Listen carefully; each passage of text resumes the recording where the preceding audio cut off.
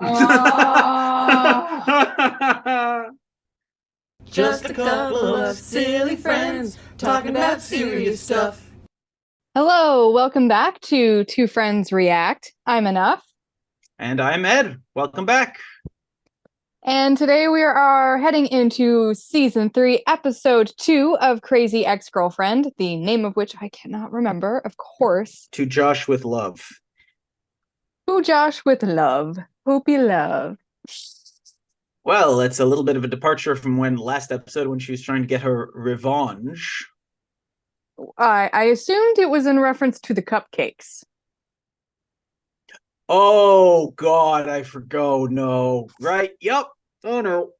Oh, no. Oh, right. She went through with that. I forgot about that. Oh, boy. Yep.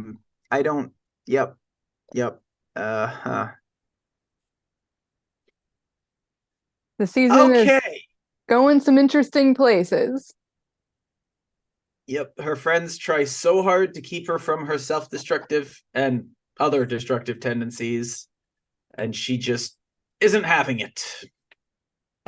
So for those who are just tuning in, on the last episode, Rachel's original plan for revenge was to make cupcakes out of her waste, shall we say, and mail them to Josh, and then Josh would eat them and be like, he's full of crap. Now he's literally full of crap. And it seemed like, thankfully, and then her next plan was to make a sex tape with someone who looked identical to Josh and have it be like originally fake and then real, and it just kept snowballing, and it seemed like her friends were finally talking her out of it. But apparently not, because we're back to cupcakes. Yeah. And Paula has convinced her to sue Josh. So it seems like they're moving forward with that. And Nathaniel is thirsty, as you said. Yes, he is. And he's so bad at it when he hired that actress. Oh my God. That was painful, but I love it. I'm hoping that we get our theme song in this episode. I know in the past it's often been, at least in the first season, it was episode 2 that we got it. So I'm hoping that it'll be episode 2 of this season, because I'm always excited for the theme song. It's the thesis of the season, you know? So, Yep. ready? Yes. All Let's right. get into it. Crazy. Oh, it's Carrie Underwood. What you've done to We got it right away. crazy is how your loving makes me feel. This is what Oh, it's not only, it's jumping one to the other. I like that. Don't mess with the bitch who's crazy in the head. to clarify. Yes, no, I'm not crazy. We hope this helps. No, that did not help. That did not help at all. So it seems like she's conflicted. Like even her internal voices are conflicted. I like that. Like I don't know if it's each like character represents a different part of her personality or like specific parts, but there's no question that like she's clearly like conflicted on what she wants here. Yeah, and I really like pointing out that the media has this sort of romanticization of female rage, how we sort of excuse violence when women do it. We romanticize it and we look at it as this good thing in a lot of respects. And so there's this part of her that sees that and is like, oh, so I do want to be crazy and go smash up somebody's car and like do horrible things. That's good, right? It's cute when girls do that or whatever. Like, no, it's not. Like a lot of things like this, it has to do with the infantilization of women, right? Like when boys are violent, it's either looked down upon, as it should be, or it's, oh, he's passionate. Look how much he cares about you. He can't control it, right? It's like, oh, this man is so passionate. It's almost complimentary, but when a woman does it, oh, she's just silly. Oh, it's cute. It's infantilizing. In this context, both of these arguments are excusing violence, whether men or women, and that's not cool. Just use your words in a constructive and kind way, not in a way. Suing Josh Chan is the best thing we have ever done. Oh, he's such a loser anyway. Mhm. Oh, can I still have sex and be a priest? That was interesting. I'm glad we're getting to see this moment, though. Me too. That was a good transition. Oh, I thought you were Father Rodrigo. Oh, no. I'm just a door priest. What is a door priest? Person who's the greeter? Huh. Is that a thing, the door priest? Like, I don't know how this works. I don't think I'm the one to ask. Oh god, priests have no guilt. I like he just walked out. He's like, I am not dealing with this. I'm not paid enough for this. I love the idea that he thinks priests have no guilt. Clouds.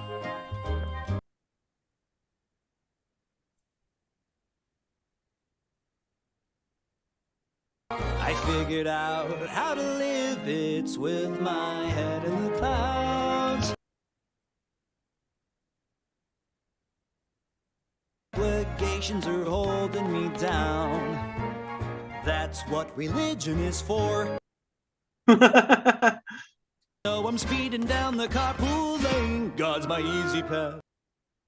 It's so cool seeing him dance. Like, I don't know that we've seen him really dance like that. It's really good. Not at least since season 1, I think. Yeah. Oh, wow. I mean, part of Josh's character is that he used to be a dancer. Oh, yeah. I missed that. When was he? In like high school and stuff. He was like Pew. I've watched a lot of old school musicals, so this makes me very happy. Father, I've come here to this holy place to join my brethren and walk the halls of divinity. Oh, God. That was so cringy. Son, have you been considering the priesthood for a long time? Oh yeah, the whole drive up. Oh, no. A typical priest training takes 4 to 6 years and involves getting a master's degree in divinity. Preschool? Priest school. Oh, yes. Yeah, we don't use that term for that exact reason. I could see the look on his face in 12 to 15 months. Oh, that was great. Yeah. I remember when I first saw him decide to be a priest, I was like, that's not how that works. Yeah. I want to do something big. And now, I promise you, this is a good thing. But I want a bad thing. Rebecca Bunch got to me. Old Nathaniel's Yeah. coming back. Ice cold, in control. Sure thing. Yeah. Young adult women's periodicals are doing some of the most relevant and honest reporting out there right now. Yeah. They were I've at been that seeing time. that. Yeah. I'm a king in the boudoir. Every woman I've ever had sex with has Oh, obviously orgasmed every time. Obviously. Ugh. We always gloriously finish at the exact same time every time. Ugh. Oh. Tim, you have never given your wife an orgasm. Oh, no. Ever. Not even once. Damn, Paula. Brutal. Why is Tim suddenly, like, important in this episode? Shut up, stop talking. Here's the deal, losers. You know that place?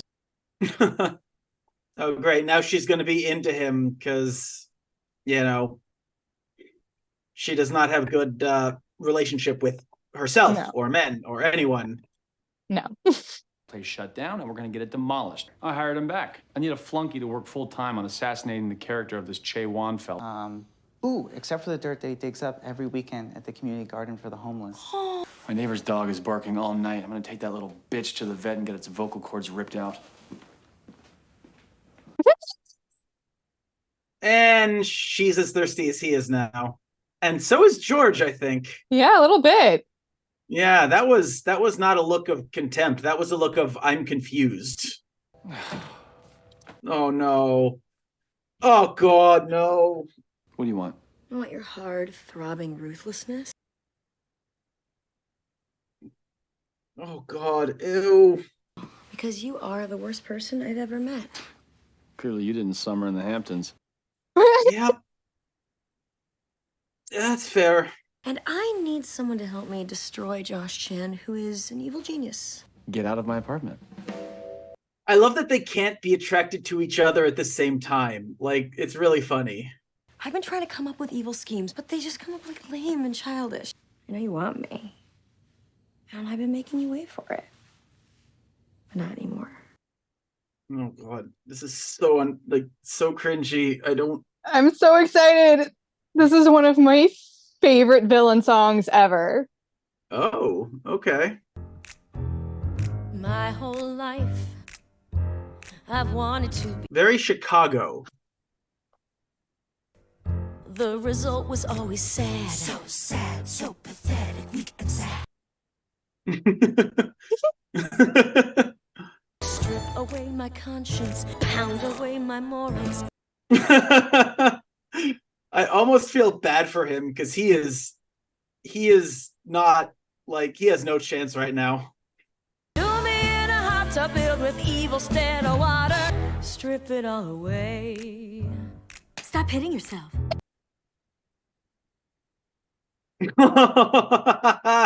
a soul-sucking corporate piece of trash. Let me choke on your cocksureness. But not on it, it's sensitive. Yeah, this actually reminds me more, I think, of Cabaret, but yeah, it's also very Chicago. Yeah. Yeah, I'll just sing that around my apartment, like. So I don't know how much of that we can show on YouTube without getting in trouble. That was really fun. That was very funny. I mean, I'm a little bit with Nathaniel on that, and that. Whew, yeah. Yeah. Yeah. This isn't the first time Rebecca has tried to be evil and looked for help in being evil. And she's just so bad at it. So I'm curious to see where this goes, because I don't think she's going to be able to follow through with real evil. Like, and it'll be curious to see how also, I have a feeling it's going to run like analog to the Chaewon thing, like the restaurant they're trying to close down. Because I have if I had to guess, like, she's going to try to be evil, it's not going to work, and in the end she's not going to be able to like destroy Chaewon, because like that's just not who she is. But I like how the show so often does stuff like that, where it's like the main plot, which is Rebecca's emotional state, her romantic life, things like that. There's like a B plot which mirrors what's going on in the A plot. I don't actually remember what happens with Chaewon, or exactly how her evil storyline goes, but I remember that song. If you help me destroy Josh Chan, I will let you do anything you want to me. Oh. And I mean anything. Okay. Oh, I almost feel bad for him, but also not, because he's a bad person. And then there's the postgraduate internship, the Alaskan mission. I'm already taking a super fun pre-theology class. Oh God, there's no way. Months of silent prayer in there. Wow. Why, Joe? Why, Joe? You just Father, Son, and Holy Ghosted your entire life. Okay, that was a really good line. He'd been planning that the entire... He was planning that line the whole drive up. For sure. Oh, you haven't talked to her? I've had an apology email to her in my drafts for weeks. No. Seriously, I mean, are you really going to become a priest just because you don't want to have an awkward conversation? No. I mean, I will go pretty far to not have an awkward conversation, but I don't think I'd become a priest. I think that's like where I draw the line. Christmas. I love Why Joe. Over this again. Oh my God. This is the area. Oh my God. But that's not actually the Oh, important no. part. The important part isn't even on your stupid diagram. Is he mansplaining? Yes, he is. 70 to 80% of women only achieve orgasm from direct stimulation of the clitoris. Except that, like... That's not every woman, though. Exactly. And, like, you don't know what his life is like. She is very happy. She pops right up, she goes into the bathroom, she brushes her teeth. Brushes her teeth? Yes, I can hear the buzzing sound of her. Oh no. Okay. No, he is Sounds like quite the toothbrush. Sounds like a vibrator. I love Mrs. Hernandez. I love that she talks now. So I'm not going to go too into this because, again, YouTube, I don't know how much we should go, but I don't know, maybe the extended version. But, like, gentlemen, a lot of men are unfortunately intimidated by toys.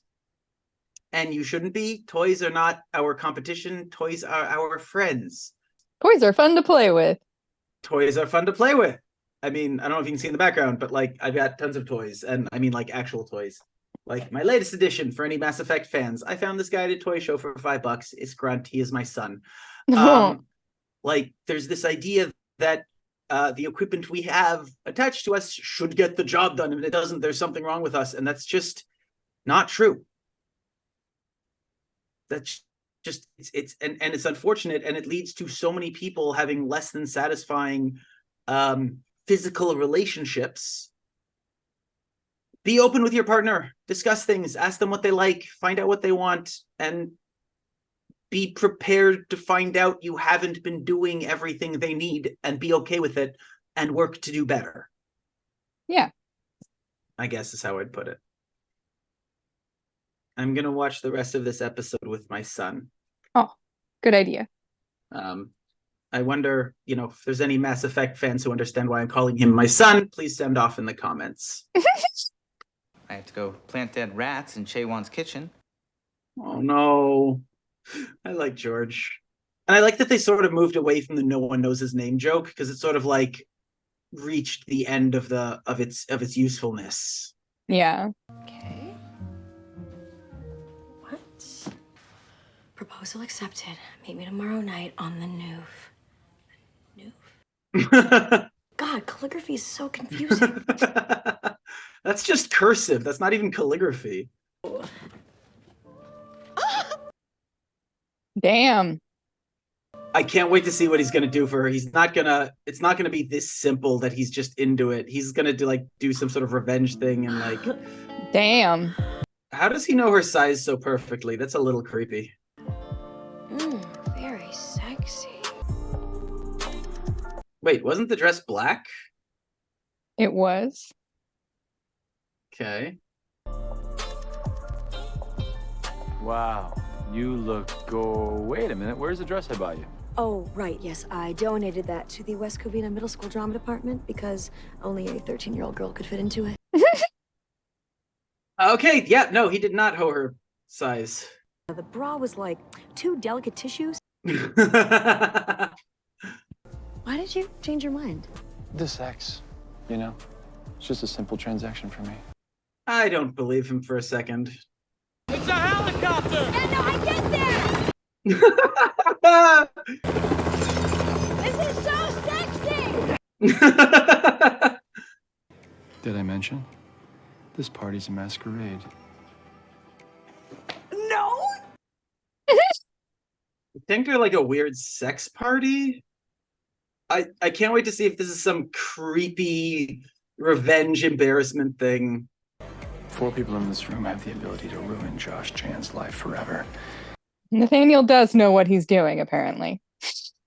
He does, but also I'm waiting for the other shoe to drop. Like, is he doing all this just to mess with Rebecca, or is he really all in on it? Like, I don't know. When I open my eyes, can I just be a priest and look cool? Not at all feel bad about leaving Rebecca at the altar? Where's Father Bra in all this? I miss him. Just feel like I'm faking it. Ah, coming full circle, faking it, because Tim's wife, never faking it. Orgasm. Fake. Oh, okay, yeah. It's not subtle. Such profound humiliation. We're getting a Tim song? The buzzing from the bathroom. I mean, this is Phantom of the Opera.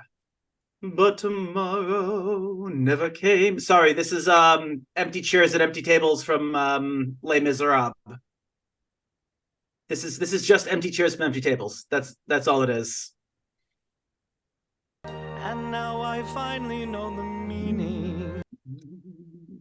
But tomorrow never came. We used two different positions every other Sunday night. This is almost like a plagiarized tune, I swear. Some of them are so close, yeah. Yeah. I'm pretty sure I could sing Empty Chairs, Empty Tables along to this tune. He's got a good range. And he's not afraid to use his falsetto, which I love. To that bathroom. Blasted plastic toy. Oh, that was great. Can't believe she didn't come. Yet I'm haunted by the buzzing from the bathroom. Chin quiver. Will sing like tinnitus of the loins. Kind of reminds me of a neurological condition called restless genital syndrome. Seriously? Which is a hilarious name, but it's actually an incredibly distressing, really terrible condition that people go through. It's like restless leg syndrome, which people often associate with being like you have to move your legs, but it's actually associated with a lot of pain and like really uncomfortable feelings. And it's sort of like that, but for your genitals. So I don't know. It just reminded me tinnitus of the loins. I was like, reminded me of that. Anyway. What I want to know. So first of all, wow, this guy can sing. Michael McMillan, the actor. Yeah. What I want to know, so he's never really sung before except some backup stuff here and there. So what I want to know is when they cast him, did he audition and have to prove that he could sing like this? Or was it, oh, we cast this guy, he can sing well enough for the background, he's a fun actor. Oh, he's got an amazing voice, let's give him a song. Like, did they cast him with the intent, like in season 1, did they cast him with the intent of giving him a song? Or did they just cast everyone to be able to sing in case they later wanted to give them a song? I mean, I assume that they made sure just about everybody could sing since it's a musical show. But I don't know if they intended to give him his own song from the beginning. Yeah. Okay. So yeah. Any fans of Les Mis in the comments? Sound off. Les Mis is one of my favorite shows, and I like dream of playing Valjean on stage once. That's probably like my #1 dream role. I don't particularly enjoy Les Mis in general, but I love singing On My Own. It's one of my favorite songs to sing. Okay. On My Own is great. I really like, on the rare occasion when I've had, like at karaoke, I've done, what's it called? A Little Fall of Rain. That's a great way to get people crying. But yeah, that song was a lot of fun. And it's just, I also love the fact that I'm like, faking it just like Tim's, with his wife. Oh, wow. That's literally the scene. Okay. I'm not that clever for catching it. They spell it out a second later. I need you to distract them while I talk to their husbands. You can talk to them about anything. Oh, no. Except for raising taxes, charter school vouchers, and being pro-choice. No. Oh, no. Have you met her? That's a terrible idea. I just talk to basketball, and if they're not into basketball, I'm out of luck. Just adequately fund school districts, irrespective of their tax base. Vouchers are the only way to go, am I wrong? That was painful. Crack, that is a funny thing to make a joke about because it is not at all a cheap drug disseminated by the CIA during the Reagan administration to decimate our inner cities. This is like the people who want us to not talk about politics. It's like, I don't think you've met us. Flawlessly. The table is set for our plan. Oh, is this part of the plan? No, I just wanted to dance. Oh. Aw, that's actually kind of sweet. When I'm around you, I stop thinking about myself and I think about you. I love, she's trying to be evil, but he's teaching her empathy. In a way. Rebecca, it's done. We did it. We just ruined Josh Chan's life for good. The two of us. We're unstoppable. I need to know how this happened, like what happened. Hey, you don't have to do this, you know. Regardless of our deal. Aw. I've always wanted to. Enthusiastic consent, and him stopping to make sure he gets it. Good for him. That's the only good thing he's done so far. Maybe? Is that like the first good thing he's done? I mean, it's not good. That's the bare minimum, but you know what I mean. It's not the first, but yeah. Tell me, what did we do to Josh? You sure you want to know? I don't want to corrupt your innocent soul. No. Tell me, please. Well, to ruin a man, you have to go after what he loves most. Video games. He cares about family. Family. Oh no! Josh's sister, Justinity, and kicked out of Cal State Northridge. Oh no! Much of a bummer is what's going to happen to Josh's father. And once that happens, he'll be a felon, and his permanent residence status will be revoked. Alas, Josh's grandfather is about to draw his last breath. You're gonna kill Josh's Lolo?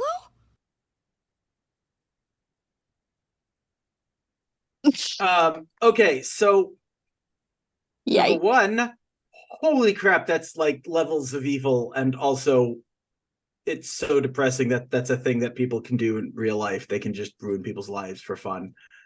I hate our system. Two, I don't think he's telling the truth. I'm guessing here, but I think he's doing this just to kind of like make a point, like, Rebecca, you don't really want to be evil. But also, Nathaniel would actually do that, so I'm not sure.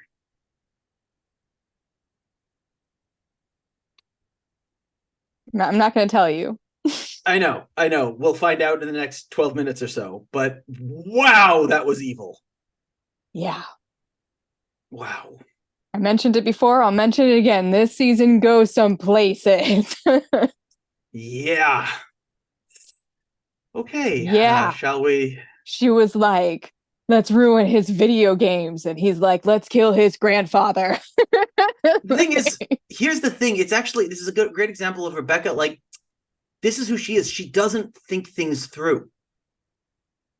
Right? She's just like, I want to ruin Josh's life, but didn't take into account what that would mean. And like, she knows what kind of person Nathaniel is, right? Like, she knows he's awful. So why would she think he wouldn't do something awful? Like, I think part of the thing is for someone like Rebecca, who's a more or less good person with a lot of issues, but she's a good person. She literally couldn't fathom doing something like that. So for her, getting back at Josh just means hurting Josh himself, not hurting those he loves, right? Mm-hmm. So when, and I think I've discussed this in one of our other reviews, whether it was Crazy Ex-Girlfriend or another video, but like, there are some people, like, we try to understand, oh, how could someone do something so horrible, right? Like, you look at whether it's across the political spectrum, whether it's straight up terrorist groups, whatever it is, like, you look at certain people and you're like, how could you do something so heinous? You literally cannot comprehend it. Your brain does not work that way. Actually, a very simple example. I see a lot of people online say like, oh, if I, these billionaires, they're doing all these stupid things. If I was a billionaire, all I would do is help people. And that's exactly why you can't be a billionaire. Mm-hmm. Because if you are the type of person who genuinely loves helping people and being kind, it's literally impossible for you to be a billionaire, because being a billionaire requires you to hurt other people. So it's not that like, oh, I would do this if I had that money. You can't. You cannot get that money because you are not capable of doing the things you have to do and hurting people to do that. And that's what's happening here, I think, with Rebecca. She literally couldn't. The reason she went along with it and was okay with it is because she couldn't fathom the depths that Nathaniel could and would go to. Yeah. I think it was Addams Family Values that you were talking about, that how the Addams can be so gullible. And it's because they just think the best of everyone. They don't think that anybody is trying to screw them over. Son, is everything okay? Did you talk to God? Asked him not to say anything. No, you just seemed upset. I like this actor. Me too. He was in 10 Things I Hate About You. He was the bartender. Oh. Just sort of random. Jeez, this A freaking pretty guy. kitty cat. Oh my God, undo it just right now. I thought that's what you said you wanted. Yes, I don't know. Yeah. Well, what do you really want? I want him to face what he did to me. He didn't even let me confront him in front of everyone. It would have made me feel good. Would it? Wow, I'm so sorry. I'm really sorry about all this. You did all this for nothing. Yep. Okay, no, he was serious. He was serious. Wow. Okay. I hope it's not too late for the Lolo. Josh didn't even get the poop. Or, you could go to therapy. That would be a good idea. Oh, no. No. I vaguely remember this. And I had the best night of our 11-year marriage. She had a Aw. very satisfactory climax. What are you talking about? Your cutting comment, it changed my whole life. You know, if I tossed out a mean comment that changed your life, you wouldn't be the first. If your wife never told you she was not getting off in 11 years, that is on her. Yeah. That really speaks to some very deep problems. Oh, my God. Oh, poor Tim. Aww. I do appreciate that he's trying. Like, he took to heart and he listened to women, which is good. It took a little bit to get him there, but he did. But like, Paula's almost like, that was almost too cruel. Like it's one thing for him to like, for Paula to be like, I mean, that's great, dude, but there's clearly more going on. Maybe like talk to her and communicate, see if it like, but she didn't offer advice. She was just being mean. Yeah. Right? Like, everything she said was true, but like, there's a He was nice being way to pretty do that. insensitive. Yeah. Ugh. And like, I know we're supposed to like Paula, but I don't like her right now. That was not nice. And like, Tim is clearly trying, and he's open to being better. And unfortunately, like, as men, we are so conditioned to not take criticism. So it took him a little bit, but eventually he did. And he listened to the women in the office, and he made changes and adjustments to be better to his wife. Yeah. So clearly he's willing to listen and to work and be better. So give him a chance and don't just be dismissive. Like, it's not women's responsibility to fix men. But like, if a man is clearly like showing that he's willing to work and comes to you for help, like, you're allowed to say, obviously you're allowed to say whatever you want, but like, if you just want to be like, no, it's not my responsibility, like, go away, that's fine. But like, to just be dismissive and mean, like, why? Yeah, I think she doesn't even really notice. Like, no, she doesn't, and that almost makes it worse. Yeah, she's inconsiderate. She's not giving consideration to the people around her and how she is affecting them. Yeah, I feel like that's actually been a thing with Paula quite a bit. Like, with her relationship with Rebecca, at times it's definitely been like that. With her, I mean, not that it excuses his cheating, but one of the reasons he felt unsatisfied was because he felt neglected in his relationship because Paula was being somewhat insensitive towards him. Yeah. Again, that does not excuse his infidelity, period. And it's not her responsibility that he cheated. I want to be very clear, but it is a recurring character trait she has. Yes. Yeah. I hope Tim gets proper help, and like, he and his wife should go to a couples counselor and work on it together. Yeah, now that they're having better marital relations in the bedroom, that might help lubricate that. You said that on purpose. Of course. Oh, I love you so much. Good morrow, congregants. Good morrow. Ex-fiance who jilted me at the altar seconds before our wedding 2 weeks ago. I want everyone to hear what a fraud you are. I should have reached out to you, but God had called me. Oh. Father, do you know what this person did to me? We really don't want to know. We want to know. that would be me. All of the terrible things he did to me and all the terrible things he made me do. Uh-oh. Oh, no. No. Uh-oh. And that's why I did all the things I did. You made me. Hit it!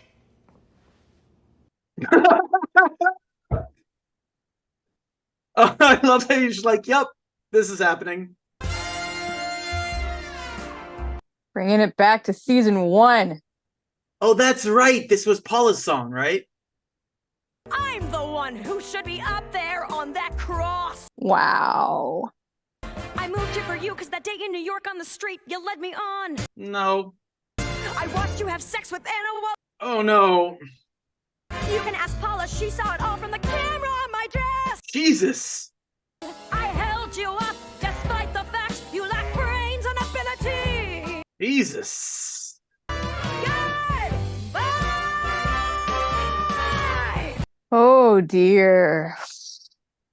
Okay. First of all, I love the callback song. Wow. And like, I know Rachel has a beautiful voice, obviously, but I love songs that really like show what she can do with her voice. Like, there's so much power. So that was just awesome. It was a little bit hard not to compare her to Donna. And feeling like Donna gave it a little more oomph, but she still did a really great job with that song. Yeah. But like, yeah, when you say it all one after another, it's kind of insane. Pretty bad. Like, Pretty there's some bad. straight up like felonies in there and sex crimes. Running over a cat. Pet murder. And jeez, like, I forgot a bunch of those things. There's so much. And like, look, what Josh did was wrong. And yes, some of the ways he behaved while he was in a relationship with Valencia and behaved towards Rebecca was not cool. But to blame him for your behavior, that's actually a common tactic of abusers. Look what you made me do. Mm-hmm. We brought that up a bunch of times on this channel. Yes. And that's what she just did. Like, she sure did. Was Rebecca abusive toward Josh? I don't know. I don't know if I would quite go to that extreme, but Jesus, like, yeah, but he is not responsible for her bad behavior. He is responsible for the bad things that he did and the mistakes he made, but he is not responsible for the literal felonies she committed. Correct. Just wow. That song was a lot. Yeah. Don't you see what this means? It wasn't my fault. There is no reason why I should feel guilty. You still left her at the altar. Wow. That was not the right lesson to take from that. No.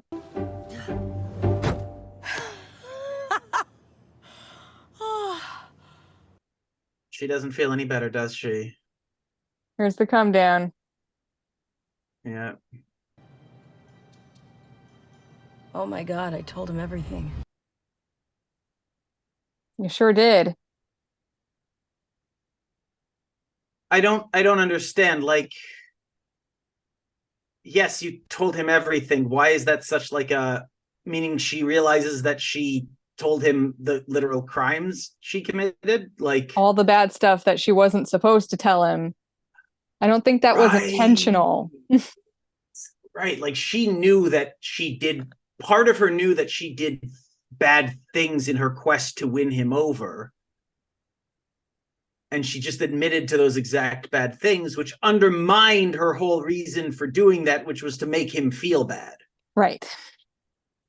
And yeah, it's gonna like now will ruin her reputation if it gets around.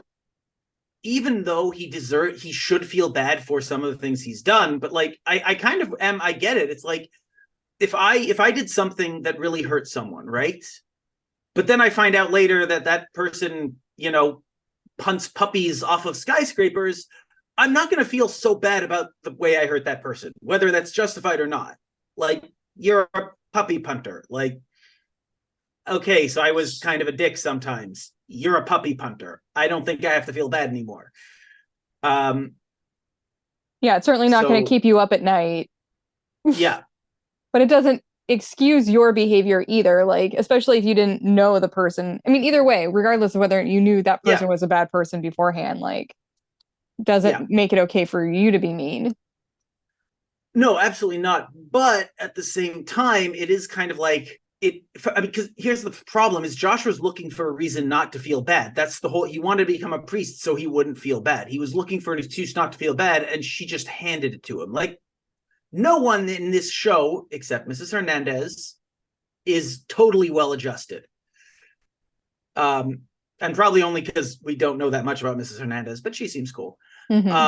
Like, for a while it felt like Waijo was the one who was like totally well adjusted, but now we've seen that there are some things there that he's working on, which I love. A little judgy. A little judgy. But yeah, that was okay. Yeah, season 3 is